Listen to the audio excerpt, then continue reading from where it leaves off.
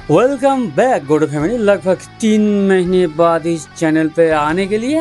वैसे गोडो वेलकम तो हमें तुझे कहना चाहिए। वैसे ये अपना शरा हुआ शक्ल लेके इतने दिनों तक तू था कहाँ?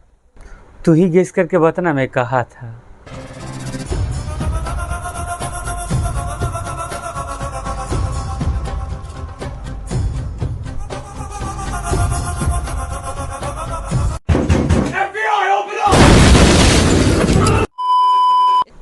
हेलो दोस्तों, इतने दिनों तक मैं कहा था क्यों था। एक बड़ी लंबी पर्सनल एंड दुख भरी कहानी है जो कि मैं कभी तुम्हें बाद में बताऊंगा।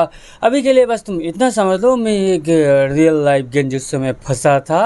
अब छोड़ो, बैक टू द टॉपिक जो है, you have to watch this anime no matter what, because current matter में यही एक ऐसा एनिमे है जो सबसे ज़्यादा रियलिस्टिक है एंड जिससे तुम 100% रिलेट भी कर पाओगे। क्योंकि जहाँ बाकी एनिमे में हमें दिखाए जाते हैं बड़े बड़े दानव और मॉन्स्टर, वही एनिमे बहुत ही ज़्यादा माइनर एंड रियलिस्टिक चीज़ों को दिखाता है। आई मीन सुपर नेचुरल चीज़ों के अलावा भी कुछ अच्छा चीज़ें दिखाया जाता है, जो कि इस एनिमे फिल्म में तो बहुत कुछ नया है। आई मीन मैंने ऐसा चीज़ें कभी एनिमे में तो नहीं देखा। क्योंकि Who's that Pokemon? मतलब मैं कहना ये चाहता हूँ कि अगर कुछ नया ट्राई करना है तो इस एनिमे को ज़रूर देखना।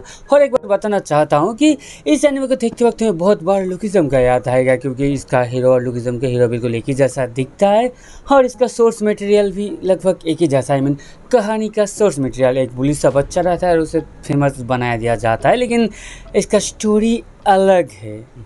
अगर बात करें इसकी कहानी की, तो इसका कहानी घूमता है हॉबिन नामक एक बालक के आसपास, जो कि एक एवरेज सा एमसी रहता है। आई मीन लाइक अस, जो कि ना ही बहुत ही ज़्यादा अच्छा है और ना ही बहुत ही ज़्यादा बुरा। आई मीन एवरेज सा बच्चा रहता है जिसका माँ हॉस्पिटल में भर्ती रहता है।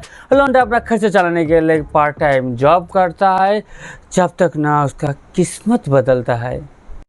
एक्चुअली होता है कि एक दिन गोवेन और हॉबिन की दोस्त की लड़ाई हो जाती है हॉबिन के घर में, और वो लड़ाई वाला वीडियो गलती से यूट्यूब में अपलोड हो जाता है और उसकी बाद ही से हॉबिन की ज़िंदगी का नया मोड़ स्टार्ट होता है। हॉबिन को मिलता है पैसा, फेम, लड़कियाँ, मतलब बहुत कुछ। And now back to the episode.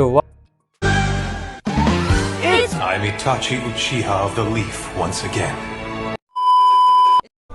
अब एपिसोड 1 में हमें लगता है कि हॉबिन की ज़िंदगी का सबसे बड़ा वेट सेकेंड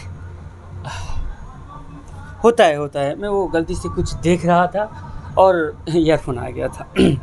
अब एपिसोड 1 में हमें लगता है कि हॉबिन की ज़िंदगी का सबसे बड़ा दुश्मन है पेगो एंड स्नैपर। स्नैपर को याद रखना, क्योंकि मैं अभी पेगो के बारे में बताने वाला हूँ। पेगो एक 700 के सब्सक्राइब वाला यूट्यूबर है एंड स्नैपर है इसका कैमरामैन। वैसे मैं कुछ बात बताना भूल गया था, जैसे इस एनिमे का नाम है वायरल हिट, और इसमें हम बेसिकली देख पाएंगे एक एवरेज से बच्चे का यूट्यूबर बनने का, आई मीन यूट्यूबर बनने का कहानी। बट है एक ट्विस्ट है, लौंडा वीडियो बनाता है बूढ़े आदमियों को पीटने का, और लौंडे को साइटिंग का ज़रा सा भी कुछ नहीं है। तो जिसकी वजह से होता है कि एक दिन पेगो उसके सामने उसके क्रश को क्रश करता है एंड देन उसे नंगा करके घर को छोड़ता है। अब उसके ऊपर क्या मेंटल ट्रॉमा गया था तुम लोग तो समझ ही गए होंगे। अब इसके बाद कहानी थोड़ा अलग डायरेक्शन में जाता है कि कैसे लौंडा फाइटिंग सीखता है और पेगो को सबक सिखाते हैं। वो बाकी चीज़ें तो तुम्हें पता लग ही जाएगा, ज़्यादा बताऊंगा तो स्पॉइलर मिलेगा। लड़कियों गलत मत समझना, मैंने बताया नंगा करके घर में छोड़ना। आई मीन हॉबिन को घर को छोड़ना नंगा करके, नहीं उसकी क्रश को। तुम लोग उसकी क्रश को नंगा करके छोड़ने वाला बात मत समझना, okay. Back to episode 1। Episode 1 में हमें दिखाया जाता है कि रूमी, स्नैपर और पेगो मिलके हॉबिन को बुली करता है। जैसे व्यूज़, लाइव स्ट्रीम में व्यूज़ के लिए हॉबिन को मारना पीटना या उसकी मुंह में मेकअप करना, तो ऐसा चलता रहता है। लेकिन हॉबिन को इस बात का बुरा नहीं लगता कि उसको बुली किया जा रहा है। हॉबिन को इस बात का हॉबिन को इस बात का बुरा लग रहा है कि उसका मजाक उड़ा है कि वो लोग पैसे क्यों कमा रहा है, और पैसे कमा भी रहे हैं तो उसे क्यों नहीं दे रहा है। और यही बात मुझे इस कैरेक्टर का सबसे ज़्यादा अच्छा लगता है कि कम से कम मैं साला रोतलू तो नहीं है।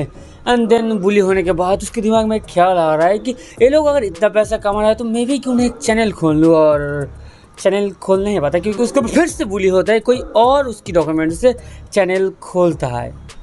अब क्योंकि मैं ज़्यादा स्पॉइलर नहीं देना चाहता है, इसलिए कुछ ज़रूरी बातें बता के इस वीडियो को यहीं पर ख़त्म करते हैं। तो जैसे मैंने पहले ही बताया था कि स्नैपर को याद रखना, तो स्नैपर के बारे में बताने जाऊँ तो स्नैपर और हॉबिन पहले तो बहुत ज़्यादा कट्टर दुश्मन रहते हैं, बट एक आध एपिसोड बाद दोनों के बीच में दोस्ती हो जाती है, और उनके बीच में दोस्ती होने वाला पार्ट तुम्हें बहुत ज़्यादा इंटरेस्टिंग लगेगा। एंड देन हॉबिन क्योंकि फाइटिंग नहीं जानता, वो भी फाइटिंग सीख जाता है कैसे ना कैसे। वैसे मैं वो नहीं बताऊंगा वरना तुम भी सीख जाओगे कि कैसे सीख जाता है। दरअसल मैं इसीलिए नहीं बताना चाहता ताकि तुम्हें कोई स्पॉइलर ना मिले। और इस एनीमे में यूट्यूब को न्यूट्यूब कहा जाता है, maybe because of some legal issues, but things are exactly same, तो तुम एक ही जैसा सोच सकते हो। और भी कुछ चीज़ें हैं जो कि बताने लायक है, जैसे इस एनीमे का एनिमेशन बहुत ही ज़्यादा अच्छा है। इसका कुछ साइड कैरेक्टर्स को तुम्हें याद रखना चाहिए, जैसे पैगो, स्नैपर, भूमि का दोस्त। अगर भूमि का दोस्त का नाम बता दूंगा तुम्हें स्पॉइलर मिलेगा।